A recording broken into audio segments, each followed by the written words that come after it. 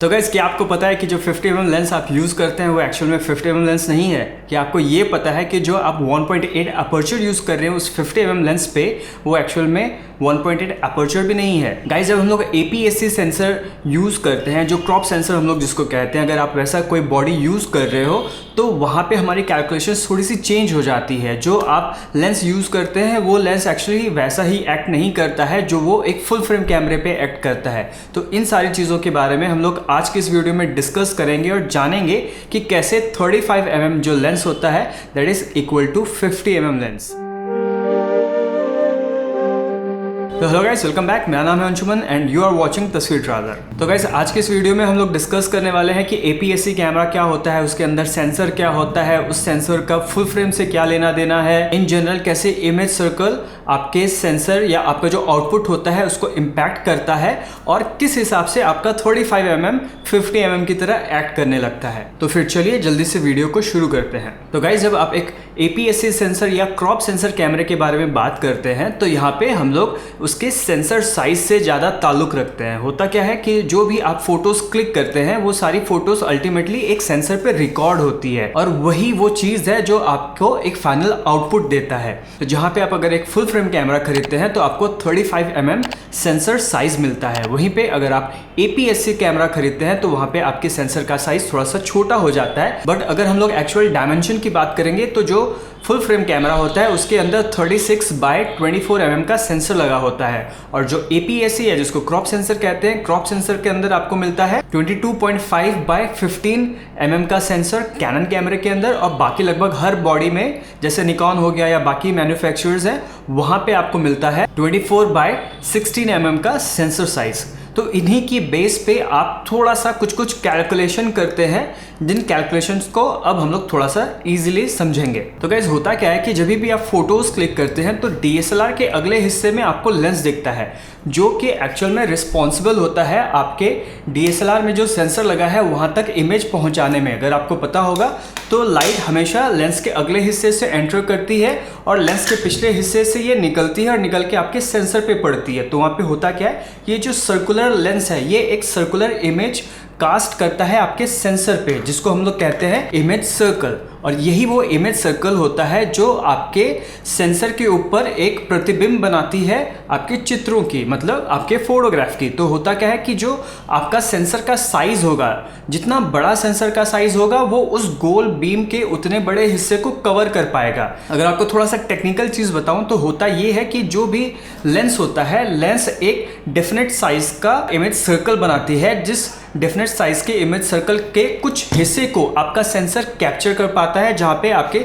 Sensor के ऊपर वो लाइट पड़ पाती है। तो इसमें होता क्या है कि अगर आपके पास बड़ा सेंसर होगा जैसे 35mm का, तो अगर 35mm का सेंसर होगा तो वो बड़ी इमेज क्रिएट कर पाता है। वहीं पे अगर आप क्रॉप सेंसर पे चले जाते हैं, जैसे हमने अभी बात करी 24mm या फिर 22.5mm, अगर आप उस पर चले जाते हैं तो वहां पे क्या होता है कि आपके सेंसर का साइज थोड़ा सा छोटा हो जाता है। तो वो जो बीम ऑफ लाइट बन रही है उस बीम ऑफ लाइट के कुछ हिस्से को ही आपका सेंसर रिकॉर्ड कर पाता है, जिसका नतीजा क्या होता है कि आपको छोटा आउटपुट मिलता है। और यही वो चीज भी होती है जो आपके कैमरे के अंदर क्रॉप फैक्टर नाम की चीज को उत्पन्न करता है। अब क्रॉप फैक्टर होता क्या है? क्रॉप फैक्टर जो एक्चुअल डिफरेंस होता है या एक रेशियो हम लोग निकालते हैं कि भाई अगर मेरे पास एक स्टैंडर्ड लेंस है 35mm जो सदियों से यूज होता हुआ आ रहा है, तो अगर उस 35mm सेंसर साइज के सामने अगर आपका सेंसर साइज थोड़ा सा छोटा पड़ता है तो वहां पे हम लोग रेशियो निकालते हैं कि कितना छोटा पड़ता है, सो दैट हमें कैलकुलेशंस या मैथ करने में थोड़ा सा आसान हो जाए। तो जो हमारे पास कैनन का सेंसर होता है वो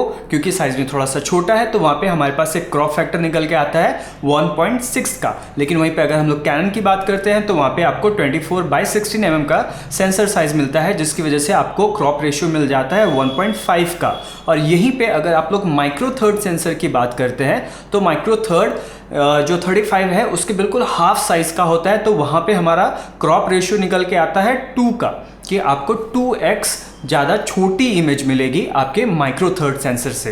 तो ये एक मोटी मोटी सी नॉलेज है अबाउट क्रॉप फैक्टर।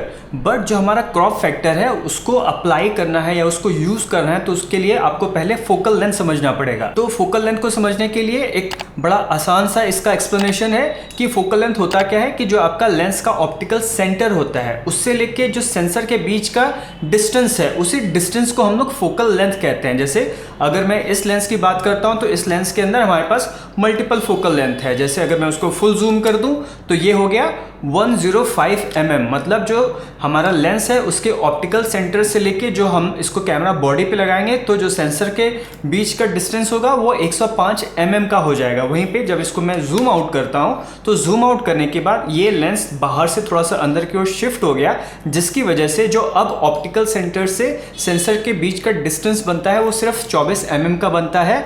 और यही कहीं ना कहीं पूरे मैथ को थोड़ा सा सपोर्ट कर देता है। यहाँ पे मैथ क्या होता है कि जो 35 सेंसर के अगेंस्ट मैं कैनन APS-C कैमरे की बात करता हूँ तो वहाँ पे मुझे 1.6 का क्रॉप फैक्टर मिलता है। तो वही क्रॉप फैक्टर आप यूज कर लेंगे अपने फोकल लेंथ पे, चाहे आप 35 यूज करें या 24 यूज करें। तो फॉर एग्जांपल यहाँ पे अगर आपको एक सिंपल सा कैलकुलेशन लेना हो तो हम लोग 50 mm का कैलकुलेशन लेते हैं। तो 50 mm into 1.6 that makes in total of 80 mm।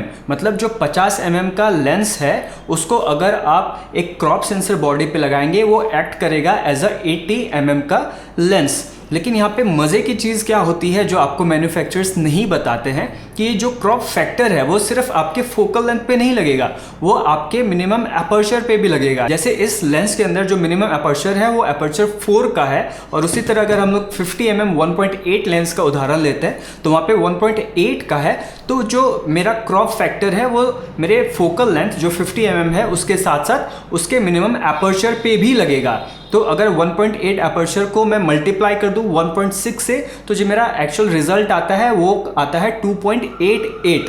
तो मतलब यहाँ पे जो आपका 1.8 एफ स्टॉप है वो एक्चुअल में क्रॉप सेंसर बॉडी के ऊपर 2.88 एफ स्टॉप के तौर पे काम करता है, जिसकी वजह से अगर आप एक 85 mm lens full frame body पे यूज करोगे तो उसका जितना अच्छा बुके इफेक्ट बनेगा उतना अच्छा बुके इफेक्ट आपको आपके 1.8 एपर्चर पे नहीं मिलता है। और सिमिलरली यही मैथ बाकी के लगभग हर एफ स्टॉप पे लगता है, चाहे वो एफ स्टॉप 3.5 हो चाहे वो एफ स्टॉप 5.6 हो जो यूजुअली हमारे किट लेंस में पाया जाता है। तो अगर 3.5 एफ स्टॉप की बात करते हैं तो वहाँ पे 1.6 से जब आप मल्टीप्लाई कर दोगे तो वो एक्ट करने लगता है 5.6 अपर्चर के एफ स्टॉप नंबर के ऊपर। तो अगेन यहाँ पे जो बुके वाला इफेक्ट है वो फुल फ्रेम पे 3.5 पे जो मिलेगा क्रॉप सेंसर पे आपको वहाँ पे 5.6 जैसा मिलेगा। इसीलिए टेक्निकली कई बार जो लोग कहते हैं कि फुल फ्रेम के ऊपर जो 50 mm मुझे इफेक्ट देता है वही इफेक्ट मुझे क्रॉप सेंसर के ऊपर नहीं मिलता है। रीज़न यही है दोस्त कि आप सिर्फ मल्टीप्लिकेशन जो करते हैं, जो क्रॉप फैक्टर का मल्टीप्लिकेशन करते हैं वो आपके फोकल लेंथ पे नहीं चढ़ता है, वो आपके अपर्चर पे भी चढ़ जाता है।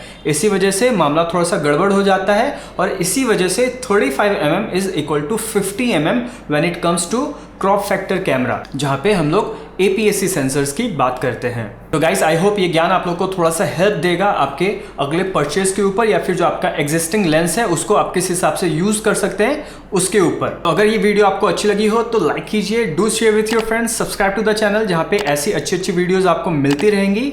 एंड मुलाकात होती है आपसे नेक्स्ट वीडियो में।